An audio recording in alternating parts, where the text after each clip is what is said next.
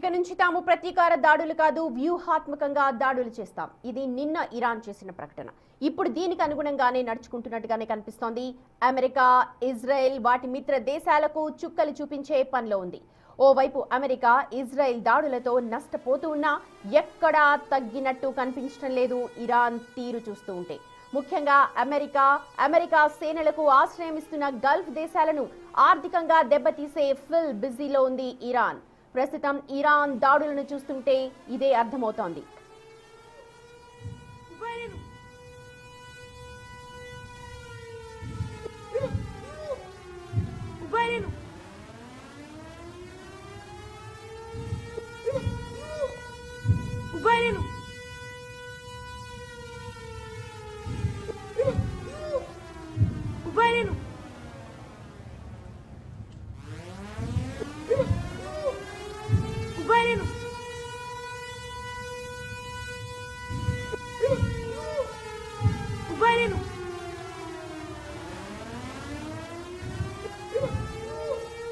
Iran, Israel, Saudi Arabia, Kuwait, Bahrain, UAE పై మళ్లీ దాడులు చేసింది ఇరాన్. కానీ ఈసారి టార్గెట్ మొత్తం వాటి చమురు క్షేత్రాలు, ఆర్థిక సంస్థలే. సో ఇరాన్ తన స్ట్రాటజీని మార్చినట్టు కనిపిస్తోంది.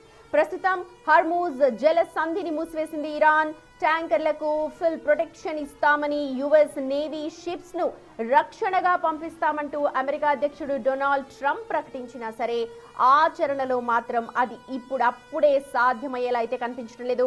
ప్రస్తుతం హర్మూజ్ జల సంధిలో సీమెన్స్ ను ఏర్పాటు చేసింది.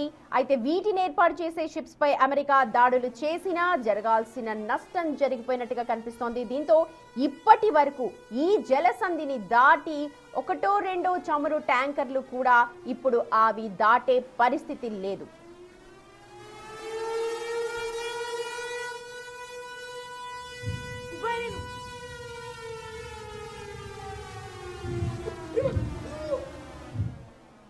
నిన్న గల్ఫ్ దేశాలు ఆయిల్ రిఫైనరీలను టార్గెట్ చేయడంతో ముందు జాగ్రత్త చర్యలు ప్రారంభించాయి. ఆయిల్ రిఫైనరీలకు సమీపంలోని షిప్స్ ను ఇతర ప్రాంతాలకు తరలిస్తోంది యుఏఈ. దీంతో లోడింగ్ పూర్తిగా నిలిచిపోయింది. మరోవైపు ఇరాకీ చమురుతో వెళుతోన్న 2 నౌకలపై మిసైల్ అటాక్స్ జరిగాయి. అందులో ఉన్న 38 మంది సిబ్బంది అయితే సురక్షితంగా ఉన్నట్టుగా సమాచారం. ఈ దాడి తర్వాత ఇరాక్లోని ఆయిల్ రిఫైనరీలపై కూడా దాడులు జరగడంతో ఉత్పత్తిని పూర్తిగా నిలిపివేశారు.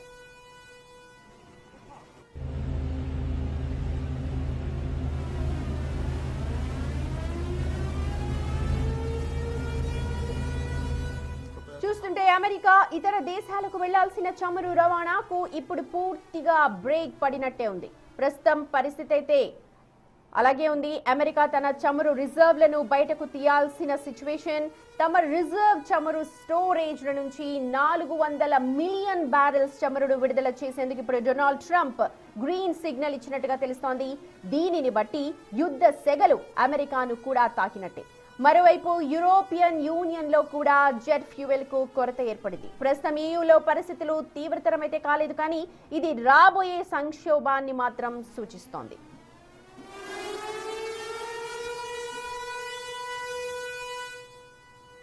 ఇరాక్లోని యుఎస్ బేస్లపై దాడులు చూశామని పలు మిలిషియా సంస్థలు ప్రకటించాయి. మరోవైపు అమెరికా, ఇజ్రాయెల్ కూడా ఇరాన్ పై విరుచుకుపడుతూ ఉన్నాయి. బీరూట్ పై దాడులను ఉధృతం చేసింది ఇజ్రాయెల్. ఈ దాడుల్లో 6 మరణించినట్లుగా తెలుస్తోంది. ఇరాన్ నిన్న ఒక స్టేట్మెంట్ అయితే రిలీజ్ చేసింది. గల్ఫ్ దేశాల్లో సేవలు అందిస్తోన్న అమెరికా బ్యాంక్ సంస్థలను తాము టార్గెట్ చేస్తామని ప్రకటించింది. దీంతో యుఏఈలో తమ బ్యాంకింగ్ సేవలను నిలిపివేస్తున్నట్టుగా సిటీ బ్యాంక్ ప్రకటించింది.